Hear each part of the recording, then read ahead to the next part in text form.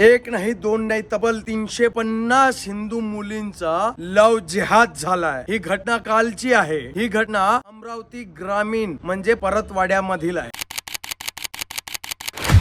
मोहम्मद आयाज मोहब्बत तन्वीर या मुस्लिम नराधमाने प्रेमाचा झोका देऊन 350 मुलींसोबत प्रेम संबंध स्थापित केले। एवढंच नाही तर त्यांच्या सोबत अश्लील व्हिडिओ तयार केले आणि सोशल मीडियावर टाकले। हिंदू मुलींना फसवून त्यांचे व्हिडिओ तयार करून त्यांना ब्लॅकमेलिंग करणे आणि त्यांच्याकडनं पैसे काढणे हा त्याचा व्यवसाय ठरला होता। येथील नागरिकांनी या प्रकरणावर लक्ष साधून पोलिसांकडे तक्रार केली तेव्हा पोलीस हे गप्प राहिले, पण समोर आले भाजपाचे आमदार प्रवीण तायडे आणि काही हिंदू संघटना।